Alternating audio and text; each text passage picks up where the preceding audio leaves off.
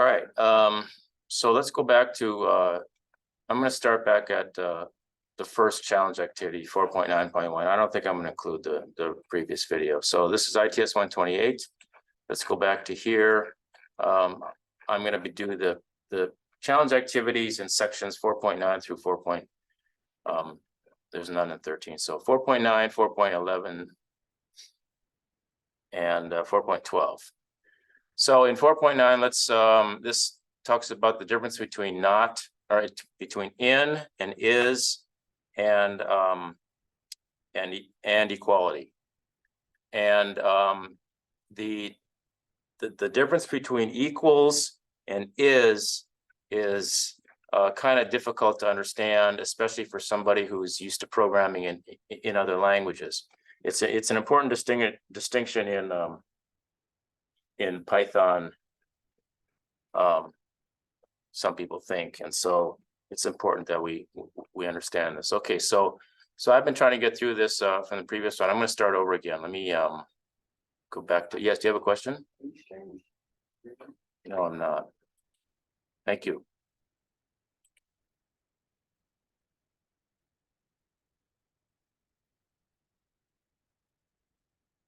All right, do you see that now? Okay, so let me go to the first one.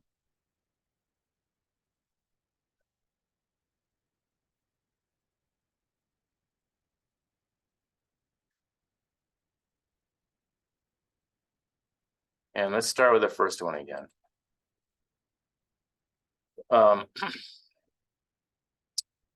We're looking at this operator, it's in operator, which is going to return a true or a false. And this checks to see if X is in the collection, or in this case, it's a list. If X is an element in numbers, and if this is numbers, and X, which reads in as 15, is 15 in numbers? No, it's not. This is false. So we're going to do the else case, which is this case. And it's going to print not in. That's what this is here. Okay, so let's start this again. Now we have 9, 10, 11, and 12. We read in X, it's 1. Is 1 in 9, 10, 11, 12? No, it's not. So this is false, which means we're going to execute this clause, and that's executing this. So it's going to output not in. Okay. All right. Number 2, it's the same thing. We input a 10. 10 is in numbers, we see. So is this true or false? X is not in numbers. Well, that's false because X is in numbers. So again, we're going to do the else clause, the else case, and so we're going to print out in. All right, the next one is, this is in can be substrings in strings, and a single letter can be a substring. So in this case, and this thing reads in a string. So this reads in a string, and it's going to read in the string, which contains one character of A. Is this substring in this string? No, it's not. Is vowel in word? This is vowel. No, it's not. So this is false. So it's going to do the else case. So it's going to output not in. All right. Now we're going to do the is one, which I'm a little rusty on, as we could see. All right, let's try to get this one right. A equals bird, B equals snake. C is a list which contains a reference to A and a reference to B. And then we set D equal to C. So C references this list, and D references exactly the same list. And then we set the 0th, the first element of this list, to mouse. It was set to whatever this was, but it's not set to that anymore. It's set to mouse. So the 0th, though, so okay, so A is D0. No, A is not D0. A is this. This didn't change. It's this. It's the first element of the list that changed. This first element of this no longer references what this is. It's now it references something else. So I'm going to not print F because A is not D0. B is D1. Yes, D1. Yes, B is D1 because this is B. This is D1. D of 1 and D of 1 hasn't changed. You see here D of 0 changed, but in this case D of 1 has not changed. So D of 1 is still the same as it was before, which is B. So I'm going to say this prints out a G. And then is C is D. Yes, C is still D. C is still D. And if we change D, we change C. I think that's what it is. So I think we print H. I hope this is right. Yeah. See, if I wouldn't have gotten those previous two wrong, I never would have gotten this one. Anyway, okay, so let's do this one. Write an expression using membership operators, be the in, that prints special number if special num is one of the special numbers stored in the list. Okay, all right, so special, this is the special list. This is the special num.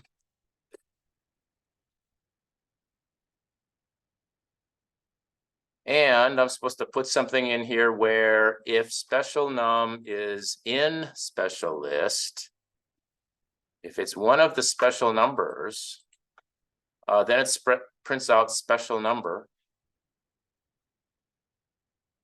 Otherwise, it prints out not a special. So if special num is in special list, I think that's the answer.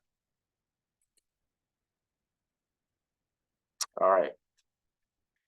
So let's order of evaluation. Okay, so we know about this precedence rules. Oh yeah, arithmetical and logical operators.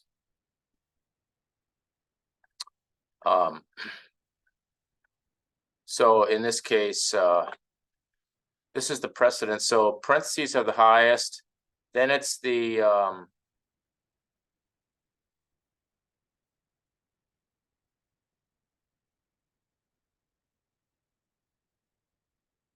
excuse me, that's the arithmetic operators. And they have precedence among themselves. You do multiplication and division and modulo before you do addition and subtraction. So if you've got a big long expression, and you have early on in the expression you have some pluses and some minuses, but later on in the expression you have some multiplications and divisions. Well, you do the multiplications and divisions first. They have priority over that. And then so you do all those first, but then after that these have a lower priority, these have lower priority, and these have the lowest priority. So so for example, you know, here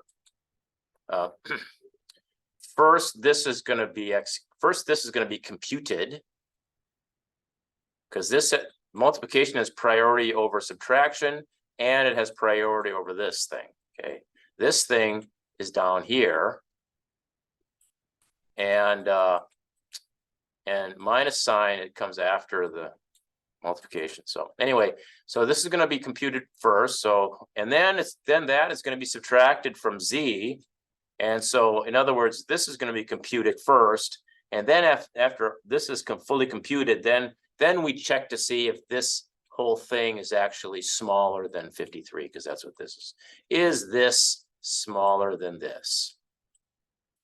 Okay, so that's, you know, operator precedence, and we know and has precedence over or. You know, in this case, these operators have precedence over any of these down here. So if you look over here, first of all, first inside the parentheses. The parentheses are first. Okay, so we got this is going to be done.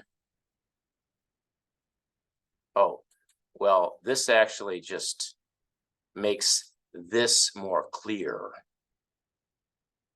The point here is that we don't need the parentheses, because in this thing here,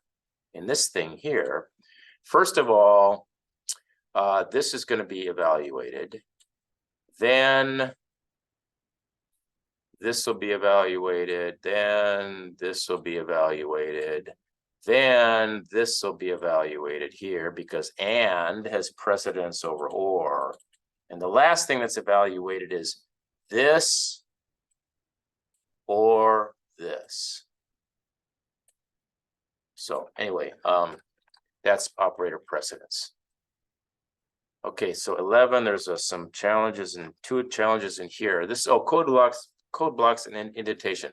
Okay, we actually have to have a, well, this Python uses indentation to indicate a block. So okay, so you have to keep that in mind. Also, when you're making your blocks, you can't mix up tabs and spaces. Okay, you either got to use tabs to indent or spaces to indent. If you mix them up, the Python interpreter is going to think that your indentation is not correct. See, so this is messed up because this shouldn't be indented. You know, in any other language that'd be okay, but in this, not in Python. This is fine, this is fine, this is fine. Oh, well, this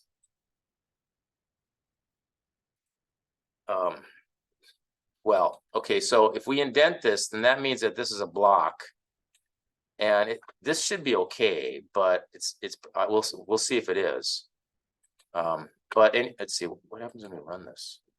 It gives us errors, right? Yeah, it gives us errors, indentation errors. Okay, on line 4, it's unexpected. Okay, yeah, it's this one. Okay, so that's okay. So I'm going to fix that one, and then I think this should work. Okay, even though we're saying this is a block, I think this should work because it's not okay. And then this is on the outside, and then this is one indentation, and this doesn't need to be indented again. This is bad. This else has got to line up with the if. Okay, so this else has got to line up with the if. And we've established that this is the indentation for the first block, okay? Because you can have a block inside of a block.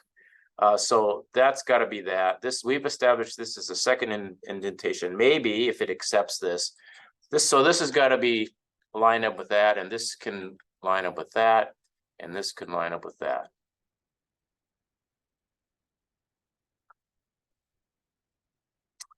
I'm not sure this is, I wonder if this is supposed to be indented. I wonder if this is supposed to be out here. Well, anyway, let's see what this does.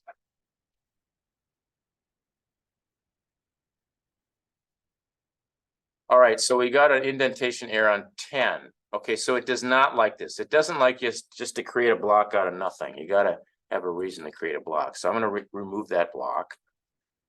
It's not its own block anymore. It's part of the block above it.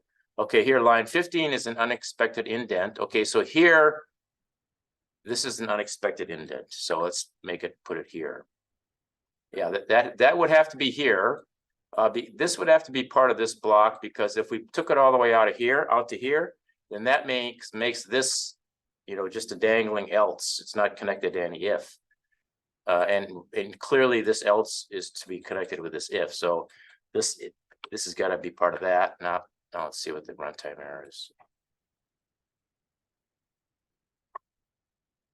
Enter distance from Earth. I don't know. Okay, so I guess this is okay. Anyway, so here's some special cases. I guess we can do this if we want to make a sentence that's longer. We can go on to the next line like this. Okay, if we're extending it onto the next line, we can sort of indent any way we want to. All right, let's do this one. 2.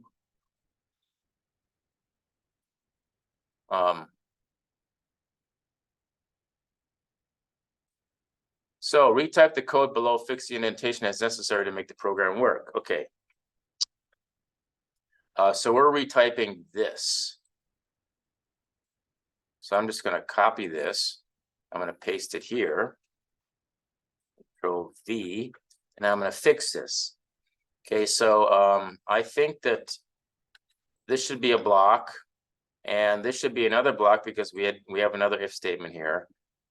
This else should go with the first if, the inside if, and then this print should go with the else, and then this else must go with the outside if, and this should not be indented twice, it should only be indented once.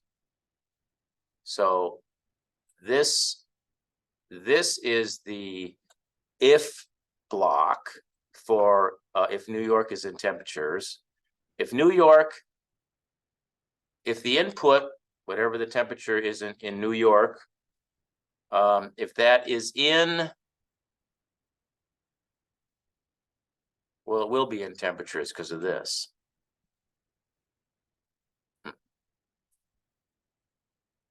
Wait a minute. Am I supposed to put something else in here?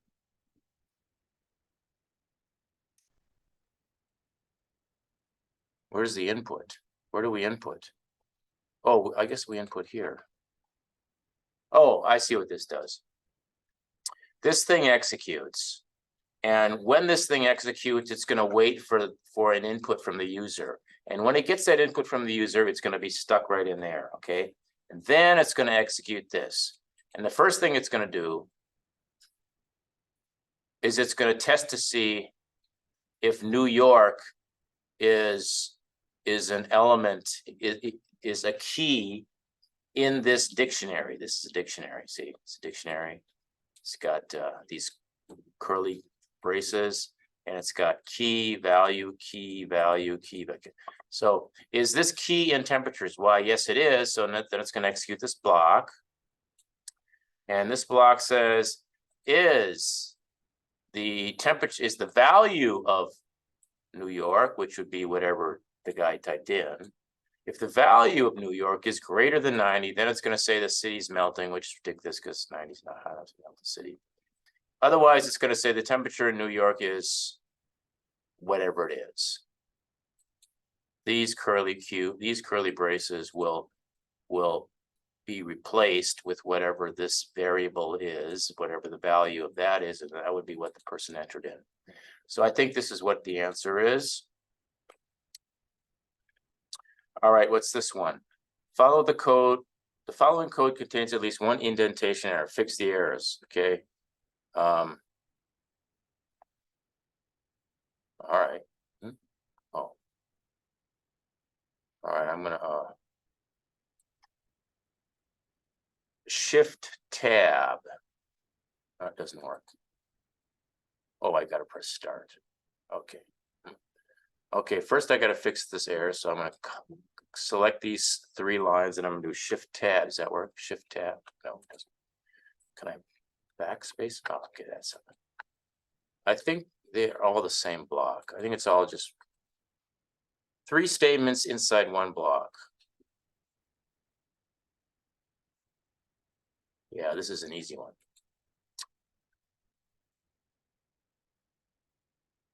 All right, what's next?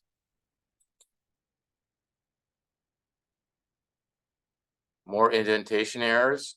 The following code contains at least one indentation error. Find and fix the errors. The program works as follows. If the number of avocados is greater than 21, then 3 is subtracted from the number of avocados. Otherwise, the number of avocados is less than or equal to 21 is output. So let's this is going to be a beginning. If the number of avocados is greater than 21, then do this block. Oops. Then do that. Otherwise, print the number of avocados is less than or equal to 21.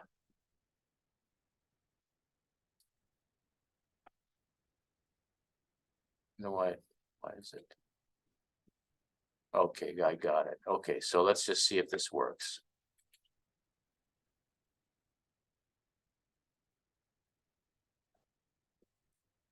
These are pretty easy. Let's go to the last one.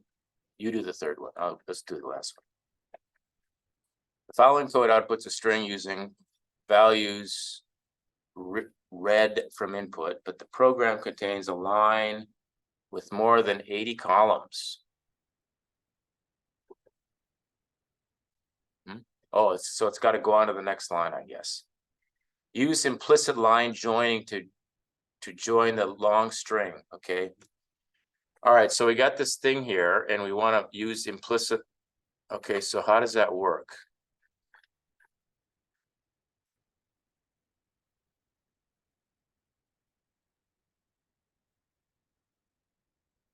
Can we use single quotes? Can single quotes be used when we're doing this extension thing? Well, let's see. I'm gonna go like this.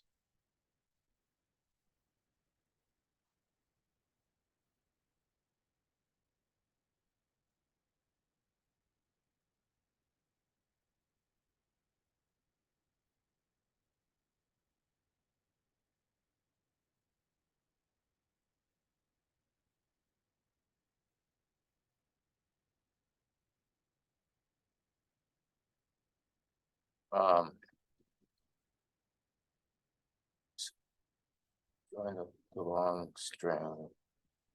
So the program does not contain any lines more than 80 characters. So I don't see what this does. Just no. So what did I do wrong? How do you, does it say up here how to?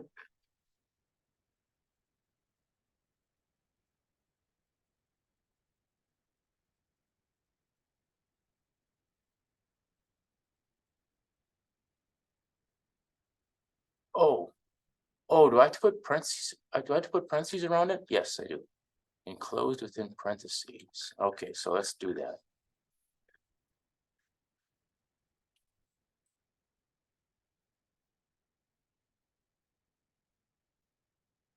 See if this works.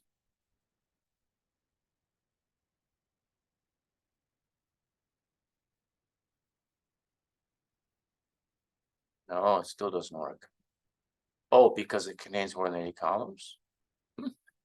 Well, let's do this then.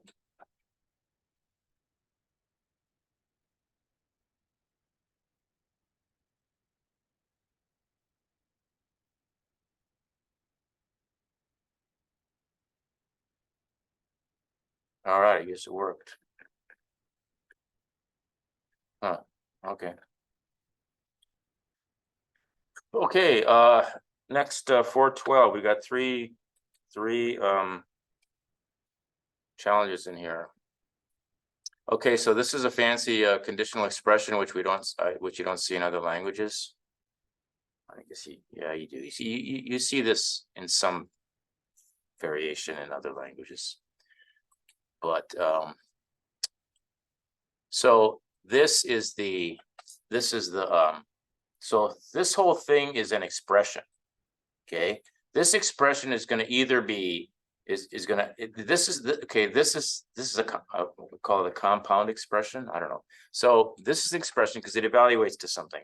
Well, what does it evaluate to? It evaluates to either this or to this,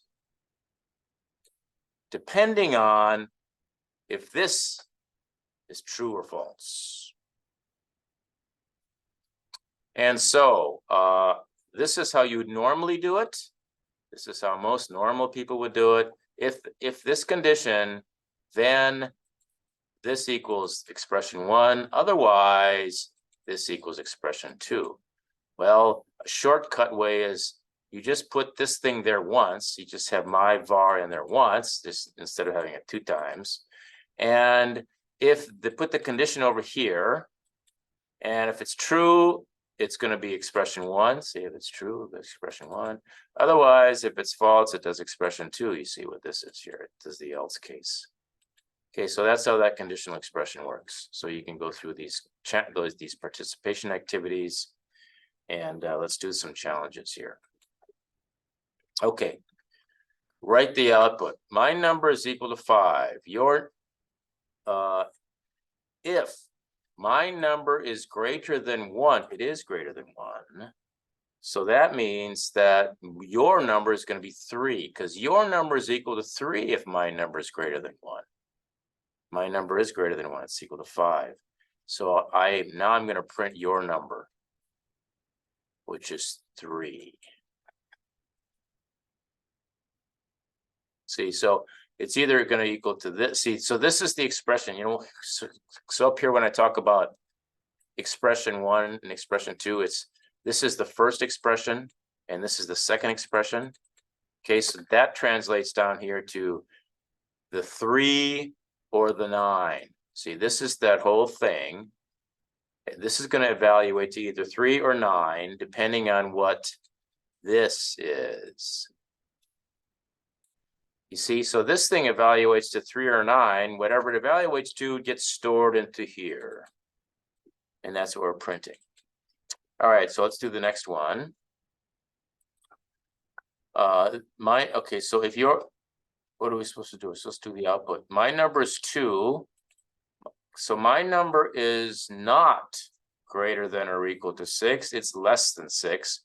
So so this whole expression here is going to evaluate to 3. This whole thing is going to evaluate to 3 because my number is less than or equal to 6. No, yeah, it's less than 6. So what your number is 3 is going to print 3. And the last one here, my number is 6. My number equal to 10? No, it's not. So this whole thing, it's going to evaluate to the else case, which is this. And what is that? That is, see, my number is 6. My number plus 4 is 10. So this is 10. So this thing evaluates to 10. And so your number is 10. So I'm going to put 10 here. All right.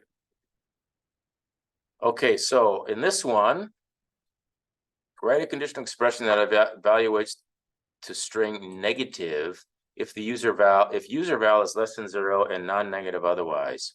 So conditional expression is, it's either going to be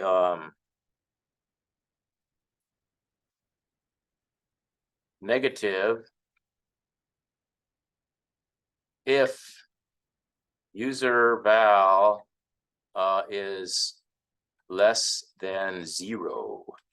So conditional string is going to be negative if user val is less than 0. Otherwise, conditional string is going to equal to non-negative. So this is going to evaluate to either this or this. It's going to evaluate to this if this is true. If this is true. And otherwise it'll be non-negative. So this should be it. All right. Last one here. Use a conditional expression. Using a conditional expression, write a statement that increments num users if update direction is 3. Otherwise, decrements num users. You know, it used to be that when you use the word increments or decrements, you'd have to say by 1 or by 2 or you have to say by something, but that definition has gotten relaxed now. So increment just means increment by 1, and decrement means to decrement, subtract 1 from it. All right.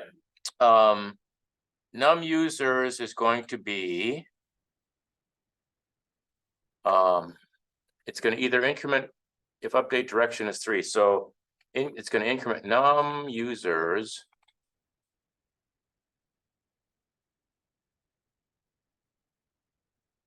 expression plus 1. Okay, so that's the expression if that executes. That's the expression if the update direction is equal to 3.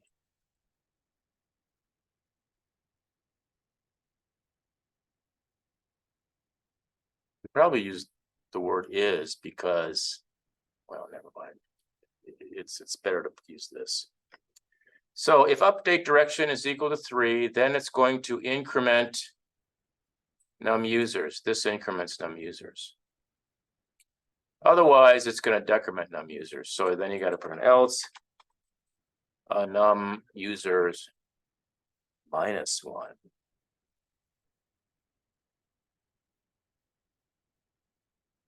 All right, very good. Okay, so that takes care of the challenge activities in all of the chapter 4. You know, the ones from sections 1 through 8 are in the video for last week, in the videos for last week. And this one is going to be, let's see. Oh, shoots, all right, well, I guess I'm just gonna put all these at the end, because last week I actually stopped and started a new video after each section in here, but I didn't do that this time because I was having trouble with the stupid Zoom anyway. So I guess I'll just post this video at the end of John's videos. All right, so if we go back to here, and we are in chapter 4, there are let me go to my activity.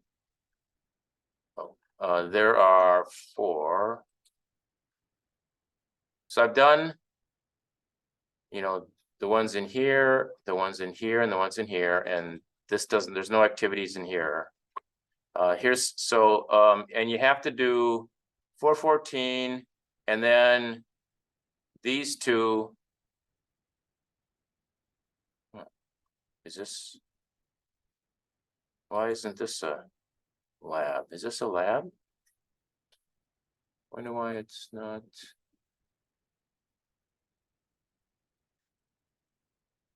Wonder why this says no activities. Does it not count? Counts, doesn't it? How come it's 0?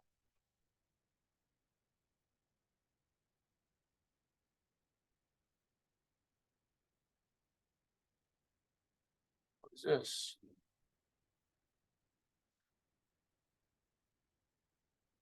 Just a minute, I gotta check. It's weird.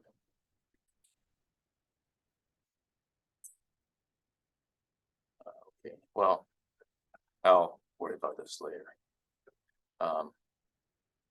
You see, because if we look in here, 417 is a counts, right?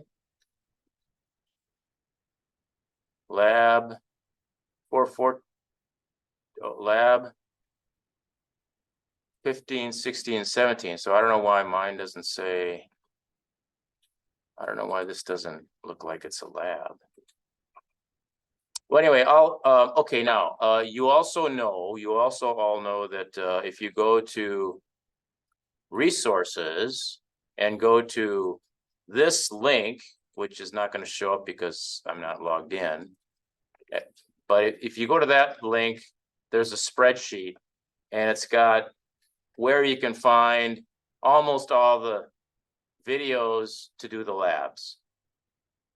I don't know if it's all of them, but it's almost all of them. It's at least almost all of them.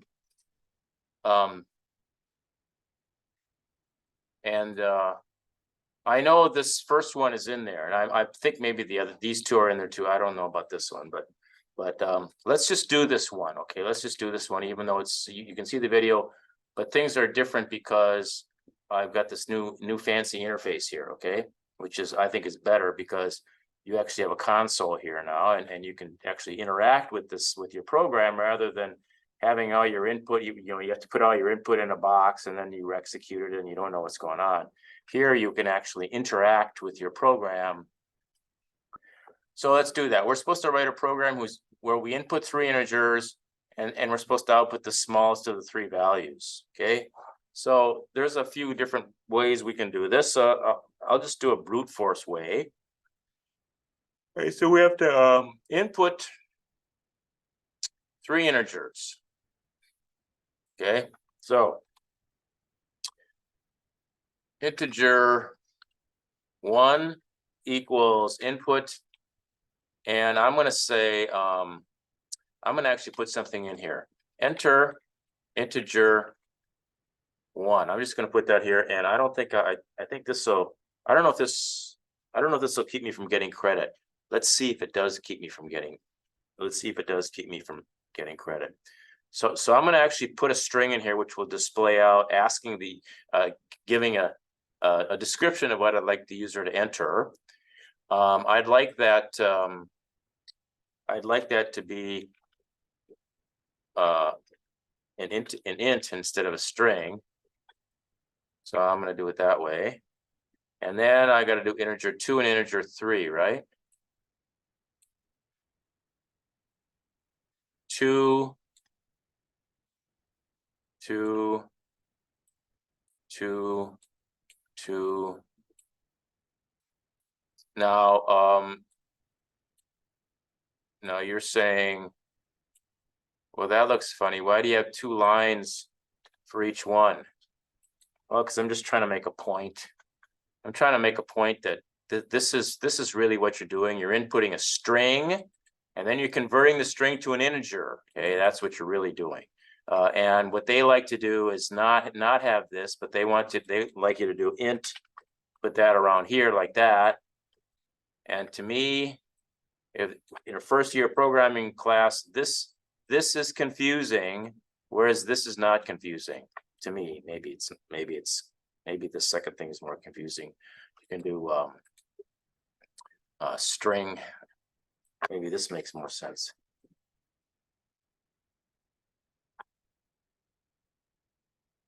Okay, so here we read in string 1, and then we convert string 1 to an integer. Here we read, say.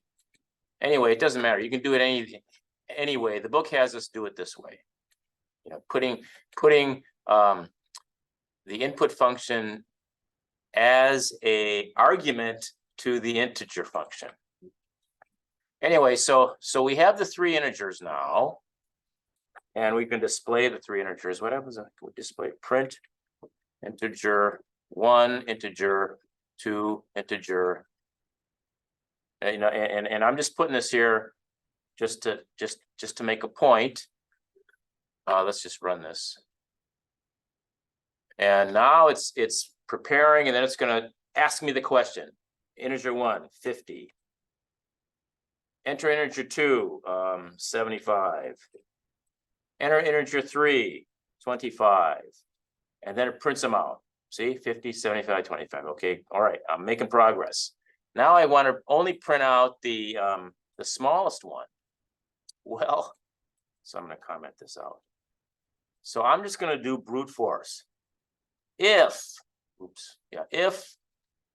integer 1 is less than integer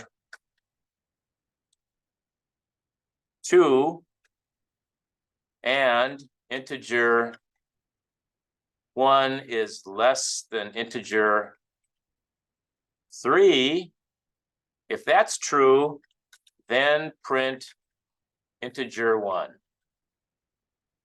Right? Then integer 1 is the smallest one. Integer 1 is smaller than integer 2. Integer 1 is smaller than integer 3.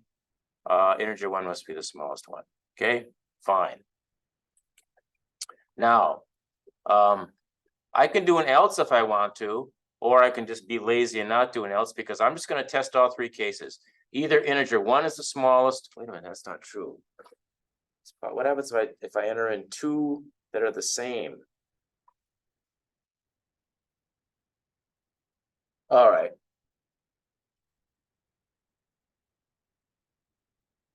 So I'm going to make less than or equal to. I'm going to see if that works.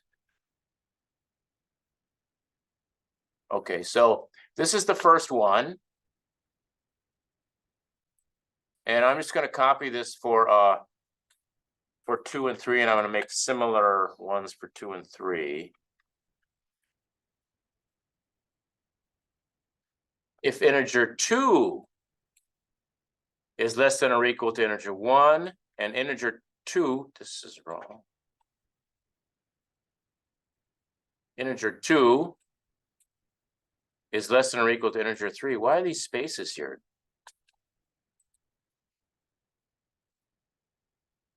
If integer 2 is less than or equal to integer 1,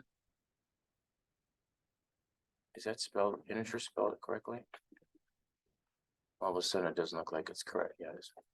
And integer 2 is less than or equal to integer 3, then integer 2 must be the smallest one, or equal as smallest or equal to the smallest one. So then print, if that is in fact the case, print integer 2. If integer 3 is less than or equal to integer 1, and integer 3 is less than or equal to integer 2, then integer 3 must be the smallest one. So I'm going to print out integer 3. Okay, do you see that? So I'm going to see if this works. Integer 1, I'm going to type in 33, 36, and 33. Oh, that's interesting. Okay, so the problem with my code is that if two integers are the same and they're equal, and they're the lowest, then it's going to print it out twice. Well, you know what I'm going to do? I'm just going to see if this is correct. I'm going to see if it accepts this as correct.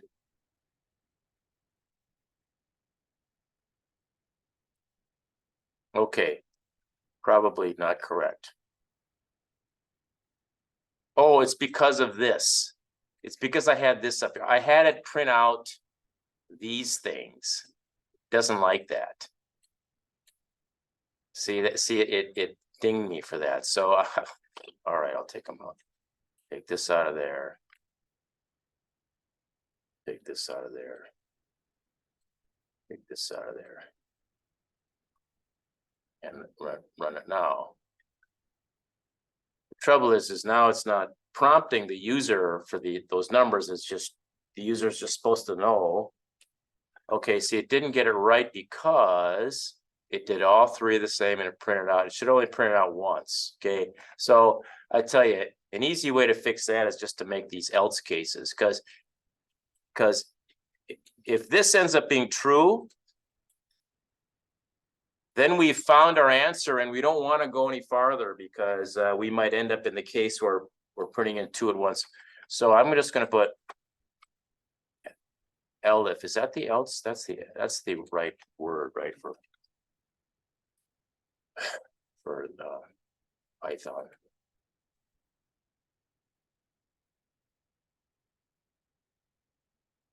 Oh, I'm supposed to do this. Oops. Now, okay, so it's sitting there waiting for my answers. 7, 7, 7. Prints out 7. Great. So let's submit this for grading.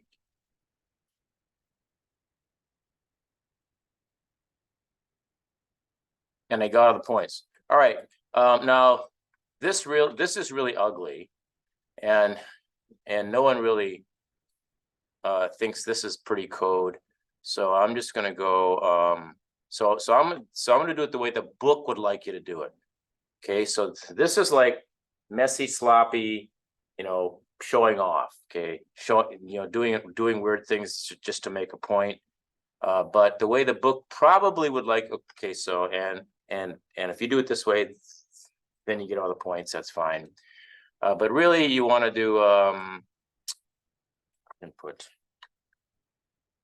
So I'm just, because we have some time here. So really, you want to see that there. Let's get rid of this.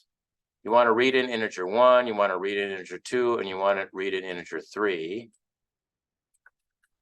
And they kind of just want to see this.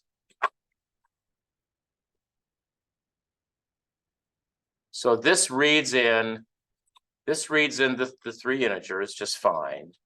And this is just an intermediary thing to see that I read them in. And I can do something like this. If integer 1 is less than integer 2,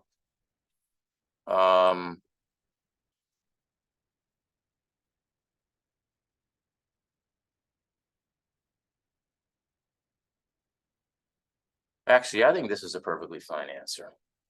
I was gonna do something like, if integer 1 is less than or equal to 2, then, and then have another if here. If integer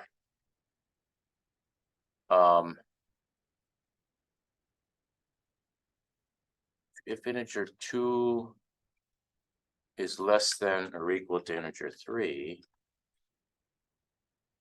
then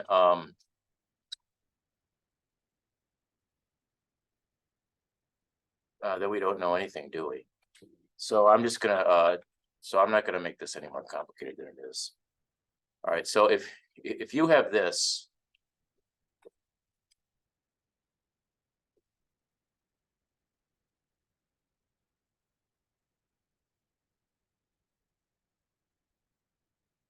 which is just what you had before,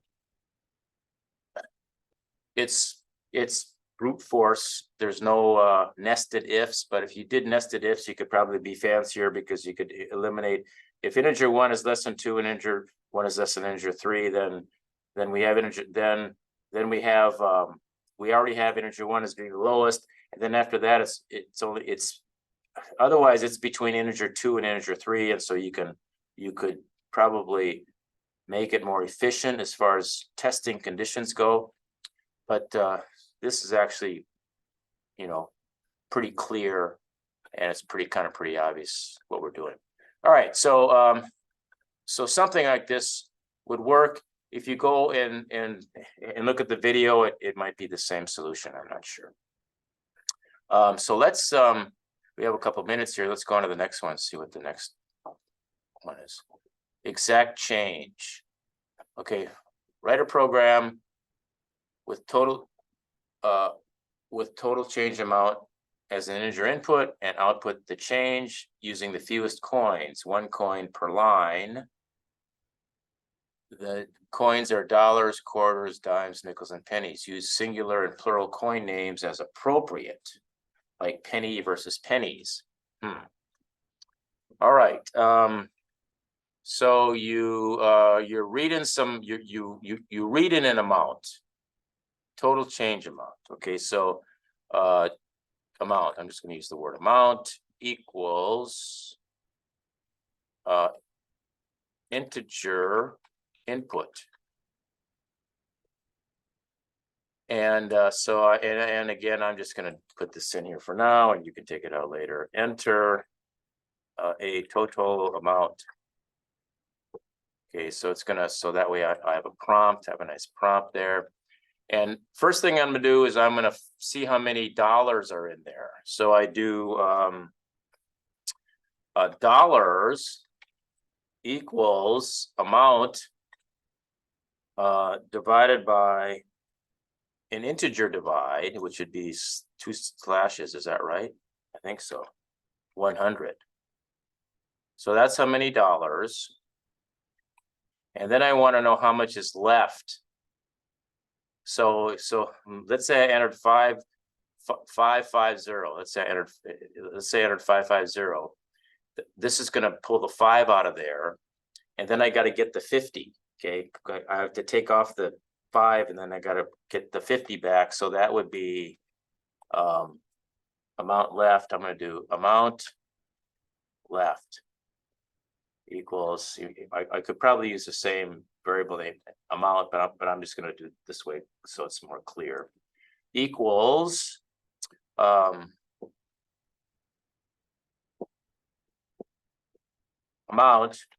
mod 100. How's that? That'll give me the 50.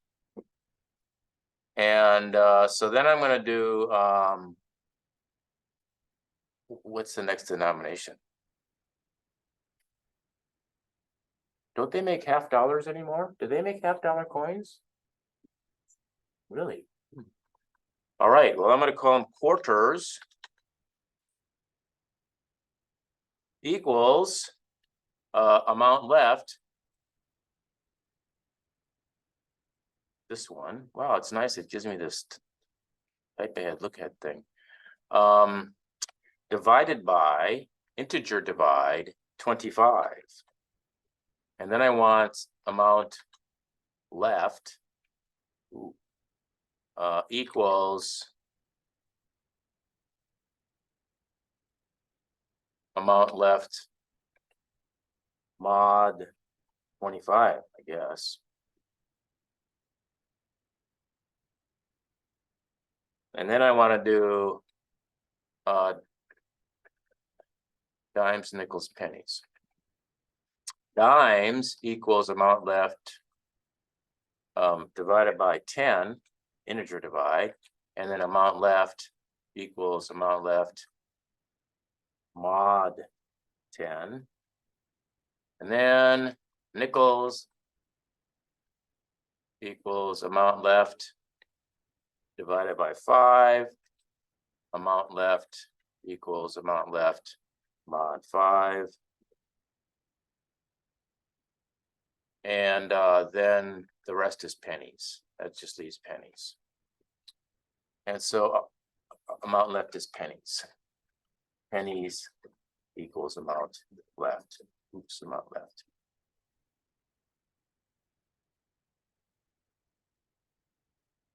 Okay, so just to test this, I'm going to say print dollars amount left. And then I'm going to say print and I'm going to comment these out, but I'm just doing this so we can see the intermediate result to see that my logic is correct. Quarters, comma, amount left.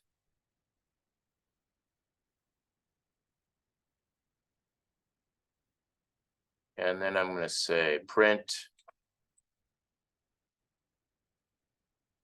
dimes, amount left. And then I'm going to say print nickels.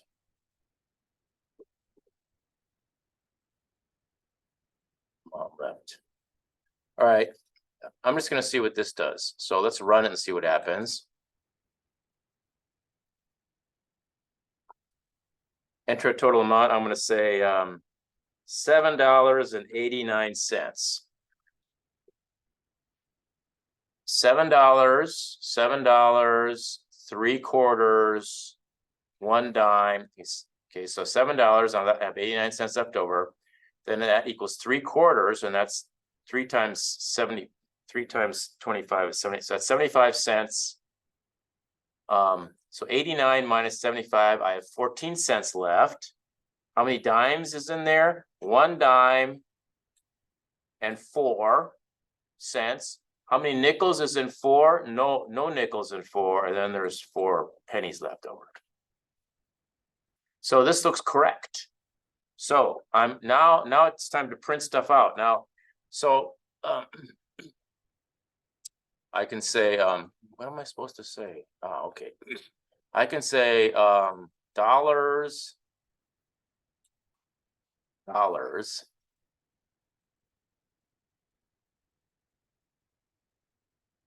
I guess I better do a capital D. Dollars, quarters.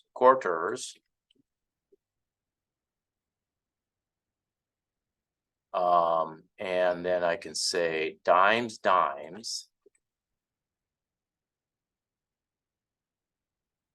And then I can say nickels.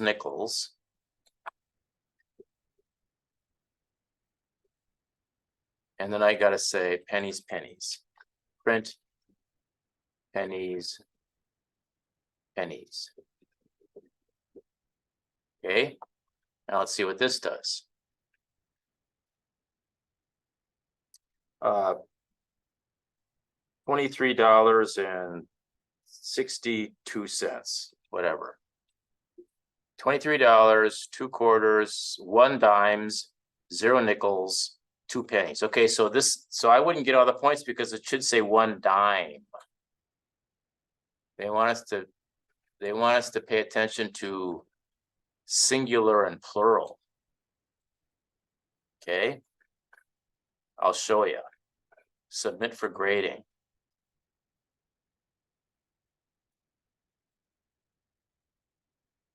What? Oh, I'm not supposed to print out anything if it's, I see. Ooh, I'm not supposed to print out the zeros either. Okay, so to fix that, I go like this. Okay, so I'm gonna go if dollars is equal to 1, no, if dollars is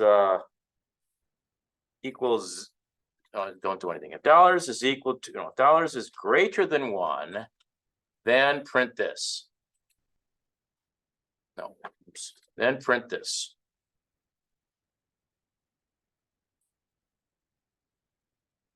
Okay,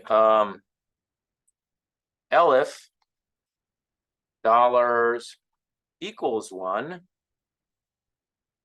then print dollars dollar. Actually, I could just do print $1, right?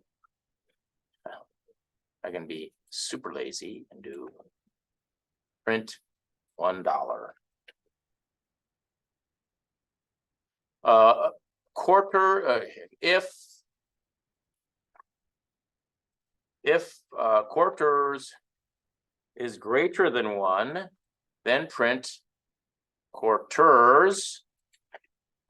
Elif quarters equals 1, print 1. Okay, and if there's less, if it's less than 1, in other words, if it's 0, I don't want to print anything. Okay, that was why I got dinged down here, because I wasn't supposed to print anything. And then so that's quarters, dimes. I can say if dimes is greater than 1, print dimes. Otherwise, if dimes equals 1, then print 1 dime.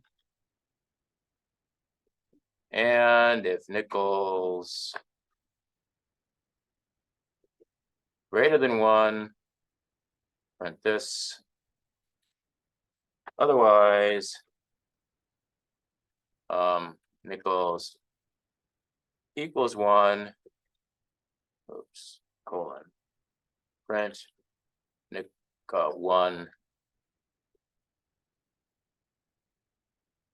1 nickels. Otherwise,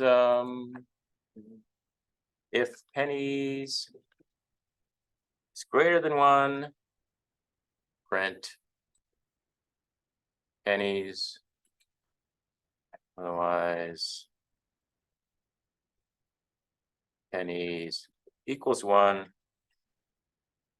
print. You know why? Oh, it's because I didn't, because I'm getting this wrong, keep getting it wrong. Print 1 penny. Okay, let's see if this works. First of all, I'm going to do oh, let's see, where did I get that wrong? Line 16. Okay, run again. And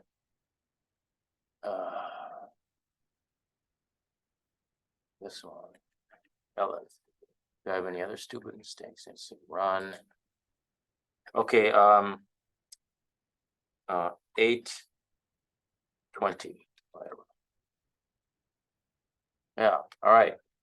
So now I'm gonna now I better get rid of this. And let's submit for grading.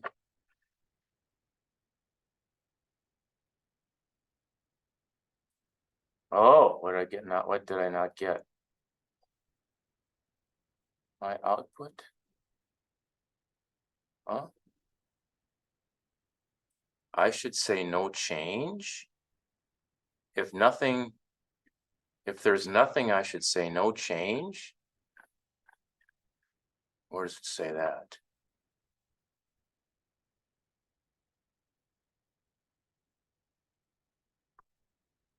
Oh.